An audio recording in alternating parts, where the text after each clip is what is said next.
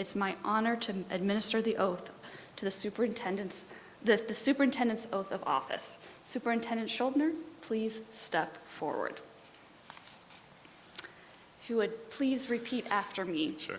I, your name, I, Ben Shuldiner, do hereby solemnly swear do hereby solemnly swear that I will support the constitutions of the United States that I will support the constitutions of the United States and the state of Washington, and the state of Washington, and the laws of the state of Washington, and the laws of the state of Washington, and to faithfully perform the duties of superintendent and to faithfully perform the duties of superintendent of Seattle School District Number 1, of Seattle School District Number 1, King County, State of Washington, King County, state of Washington, to the best of my ability. to the best of my abilities. Congratulations. Thank you very much. Now, if we wouldn't mind sign the certificates here to make this Sure. official.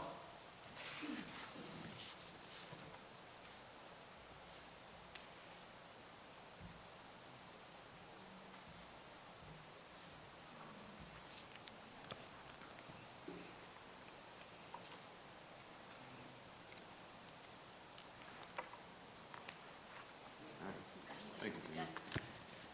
All right. And with that, the person that you came to see and to hear from on today, our Superintendent, Ben Shuldiner. Thank you.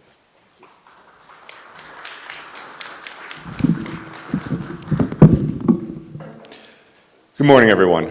It is an honor and privilege to be here this morning in this incredible library, a place of learning, a place of letters, a place of books. I could think no better way or better place for an incoming superintendent to be. It's wonderful to see so many students, the press, thank you for being here, the incredible staff, who I know so many of you have been working day and night for my arrival, but much more importantly, to deal with, sadly, the tragic incidences that happened on Friday. Last night, I drove around the neighborhood of where the shooting happened, parked the car, walked around in the rain, and I could only think about the tragedy that befell our community, but that even within that tragedy, there's hope. As the rain falls, which they tell me happens quite often here, I can imagine it kind of mixing with the tears that our children and our families cried both on Friday and throughout the weekend. And I can imagine that that water together collectively mixes so that we can now grow new things, so that we can, as a community, rise above what has happened and to work collectively to do what is right for this community, for our children, and for society at large. The question that was posed to me was, Superintendent Shuldiner, what is your hope for, the year? I would say the question is, what is our hope? What is our work? What are we going to do? Because as a society and as a school district, it is about the we. It is about us collectively. And I think our hope, as I've heard from so many families and students and community members who have reached out to me, is that we want Seattle Public Schools to be the single best school district in America. And that is the hope we should always have. And so I look forward today and all of the days, as far as many of my bosses are here today. I see board members, thank you for being here. Thank you for your time and your commitment. As long as they will have me, it is my commitment to do that, to make Seattle the best urban school district in America. And the question, of course, is, well, how do we do that? First and foremost, we have to make sure that our students and our faculty feel safe and secure.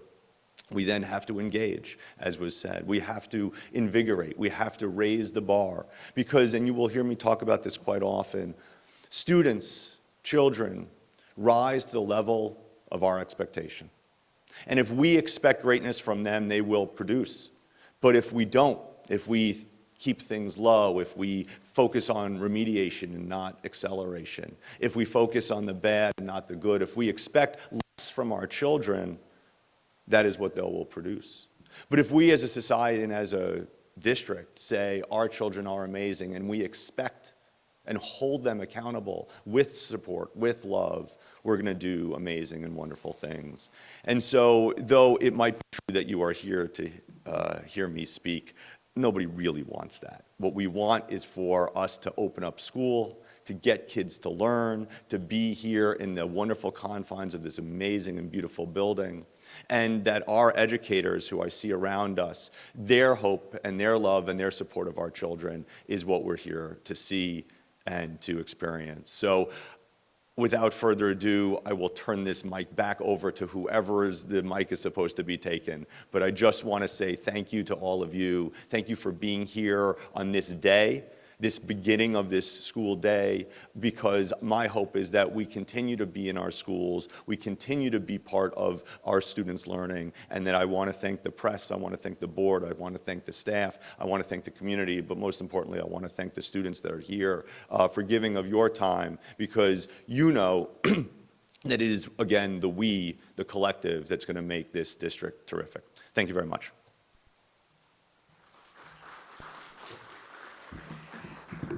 Thank you, Superintendent Shuldiner. At this time, we're going to open to the media for about 10 minutes of questions. As you are raising your hand or standing to let us know who you are, please give your name, the outlet that you represent, and we'll begin Q&A. Yes. Can you? Okay, you talk about, wait, Yep. you talk about Sure. wanting to ensure students and staff feel safe and secure. How do you accomplish that both in the classroom and when students are leaving for the day at Sure. maybe 3 p.m.? Yeah, it's a great question. I mean, there's a lot of gold standard things that one can do, things like single point of entry, things like fencing, things like cameras. There's even film that you can put on windows. But it's also about having a presence, making sure that our faculty, making sure that our public safety are there. But it's also about having a relationship with SPD. We want to make sure that, the street, which is, not our jurisdiction, although I care very deeply about it, is that this is a partnership. But what I've also found to be just quite amazing about Seattle is so many of the families want to be there too. And so I think what we do is we do some kind of gold standard things of what schools can do to make inside safe, but then we also have to work very collectively and very kind of in collaboration with the entire community about things like the corridor and streets, bus stops, all of that stuff. So it's going to take a while. This is a conversation with the community, not to the community. But I can tell you that certainly my experience in Lansing and my experience in New York have shown many, many tangible ways to make districts feel safer and in fact are safer. Thank you. Additional questions? Oh, yes. Brooke Griffin with Cairo. She already kind of asked the same question, still for you, Superintendent. Do you think it gets to a point, best way to ask this, Sure. Do you think it gets to a point where students, you guys need community members to keep them, maybe watching them at the bus stops or maybe having police at bus stops? There's only so many parents and Sure. so many police officers that can help you guys out with that. Do you think that this is possible to keep everybody safe? Well, look, I mean, I think that, having community members and having the police there, that is what we want, but it's also what is happening. I mean, there are already relationships that the district has with nonprofits, with families, so I think what we have to do is be very thoughtful about where these are happening, how can we expend the resources that we do have, possibly get more resources to do it. But I also think that the more that we are, in fact, working together, that it's not siloed, that the SPD and SPS and the city and the county executive and our parents and our community actually work together, I think that you're going to see a tremendous change. Can I promise that everybody will be safe every day? Absolutely not. But what I can promise is that we're going to do a better job. I can promise that we're going to be focused on it, and I can promise that we're going to all collectively put away whatever, differences we might have, put our children front and center and say, what do we need to do to make sure that our children and our staff and our community are safe?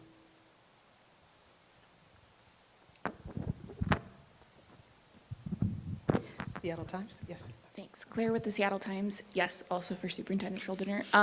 What else is happening in the classrooms for kids this week in terms of support? And do you provide instruction to teachers about how they should talk about this with students? Sure. Well, thank you so much for the question. I'll answer kind of more in general, and I'll certainly hand it over to somebody to speak more specifically. Many of you might know that we're doing kind of delayed starts at some of our schools in the area, but what we're also, of course, doing is bringing in professionals, bringing in counselors, social workers, et cetera, people to work within our schools with our children, but also the schools have them as well. There's curriculum, there's individual meetings, there's group meetings. You know, sadly, and this really is sadly, schools have become used to this and they have been trained to do this. It is unfortunate that there is a playbook for this, but there is, and that is to make sure that you're bringing in counselors, bringing in support within the schools that are impacted, making sure that individual children are given space, given time to talk about it, to reflect, to deal with it, but then also to create things like group work. I mean, not to bore you with a lot of child psychology, but, you know, at times kids will feel more comfortable to speak to their peers. Sometimes children will feel more comfortable to speak to adults. And so as a school district, we just want to make sure that we're giving as much support and much love and as much ample opportunity for people to kind of handle this, to deal with it. In terms of the faculty, I do know that the faculty did come in, I think, at regular time, and there's supports there for them as well. But of course, what I would say to any of our amazing staff is that we are here for you. If you do need help, please reach out. Sometimes as the adults that deal with this, we tend to put our emotions down so that we can focus on our children, and I think we also have to make sure that the adult component is important as well. But Bev, if there's specifics you want to speak about, I'm happy to have you do that. I think Superintendent Shuldiner did cover that fairly well. I do know that we'll be continuing to check in on our schools, our students, our staff throughout the week and reevaluating as we go along. As we begin to go back into an actual regular schedule, we will still have supports throughout the week for them. Additional questions? Yes. Hi, I'm Savannah Welch with King 5. This is also for Superintendent Shuldiner. Yes. Going back to what you said before about transparency and communication being your top priority, Sure. What can parents expect with that in regards to safety and transparency also moving forward, especially given what just happened this last week? Sure. I mean, you know, I'm going to try my best to be as transparent as possible. That might seem relatively empty, right? Just words. But, you know, hopefully people saw the communication that I sent out last night to the entire community.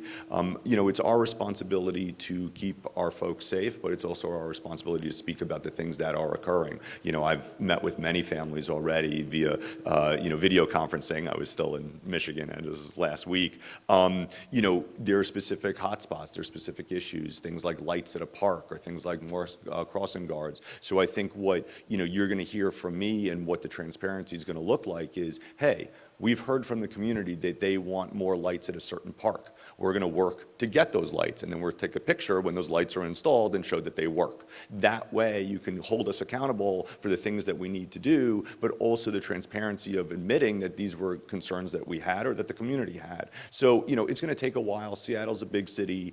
You know, you got 100+ schools and 50,000+ kids. But I think that there are places that the community knows we need to focus on, and as we focus on, we will speak very candidly about what is happening, what we need to do, and then, of course, the outcomes.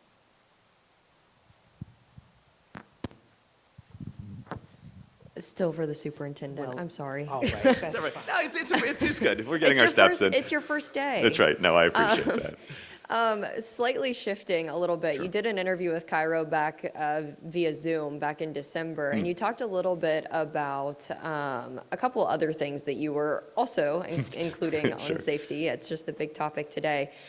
You mentioned inefficiencies maybe in the budget, as well as looking to see if everybody's in the right place.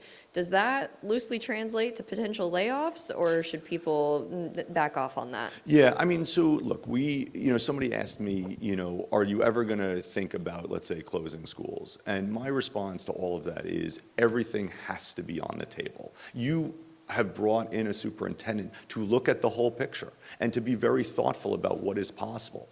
To your question about layoffs, there is a truth, which is the district is in the hole. 80 million, 100 million, there are ways that you look at large budgets of 1.35 billion.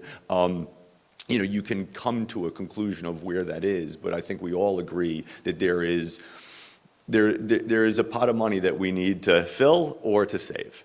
What does that look like? It depends. What I can tell you is at a district that has about 9,000 folks, you're going to have people that are going to retire. And so if we can be very, very thoughtful about supporting our people, that maybe there's not going to be layoffs, but there would be efficiencies around vacancies. Maybe there's going to be efficiencies about merging departments together. Maybe there are things that we can help find more grant money. There's things that we can help shift monies around. School district budgets are relatively complicated, as one could imagine. But unlike a kind of a business budget, there are different pockets of money that have to be spent on certain things. From my understanding of this budget, as I've kind of dug deep into it, is that there are places that we can move correctly the money that could be somewhere to another place that will help create those efficiencies and help move forward. But certainly today, it is not my intent to fire anybody. My intent is to find the great, wonderful educators that want to be part of this community, bring them in, and make sure that we're supporting the great educators that are already here to really do that. But I don't think that you're going to see initially any sort of like large scale. What I think what you're going to see is reorganizing of a district so that different departments are now working together, and then you're going to see a lot of efficiencies that will kind of percolate. But then you also, as a thoughtful school district, need to look at where you might have vacancies, people are retiring or being shifted to different budget lines. So yeah, I mean, we're going to have to deal with a very large budget gap. No question about it. But can we be thoughtful about it? Yes, absolutely.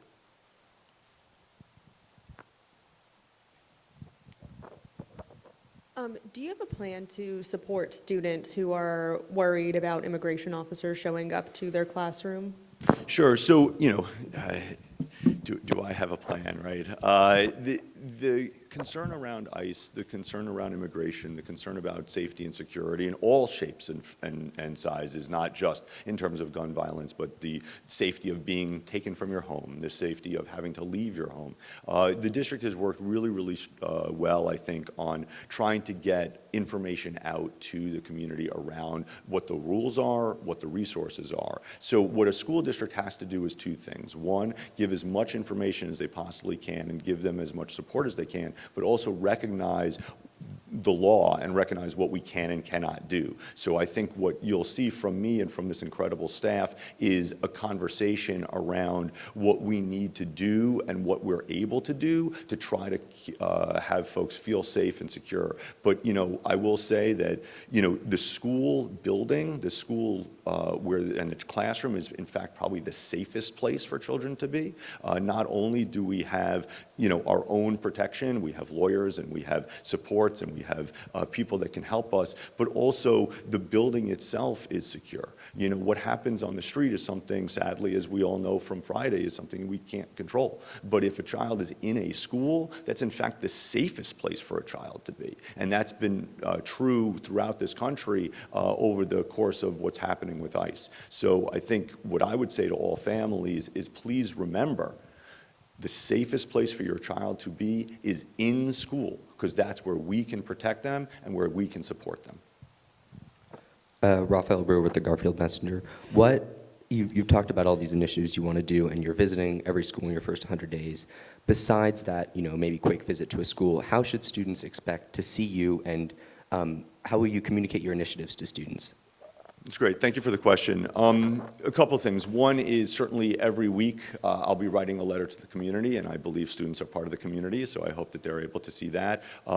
As some of you might know, we're kind of revamping something and creating the student superintendent roundtable, where once a month I will be meeting with students for a couple of hours to really get a sense of what is going on in their schools, so that I can hear from them, and then I can learn from them and they can hear from me. But not only is it that these visits, but these visits are going to hopefully be real, where I have time to speak to students. But in all honesty, just like I said yesterday, if students have questions, email me. I think you have done so, which is awesome, and you've been a terrific journalist for Garfield, and I think that many other students have already reached out. And so my job is to be the superintendent for all people, and I think that the more that we open communication where you're hearing from me, but also where I'm hearing from students, that's really important. And so I cannot wait. We already had our first, student superintendent roundtable, and kind of each month I'm going to look forward to hearing from that, so I can hear from the students as well as sharing what we're going to do together. Thank you. I know we're at time. Yep. Thank you. We are at time for formal questions. We have some time set aside for members of the media to do some pull-aside toward the back. But for everyone being here today, thank you to Principal Encarnacion, to the students of this great school, to the staff, particularly the librarians of this great facility who allowed us to be in space today. We want to say thank you. Again, our hearts go out to the families, to the teachers, to the staff of the Rainier Corridor schools who are enduring great loss at this particular time. Thank you for being here today. We'll see you soon.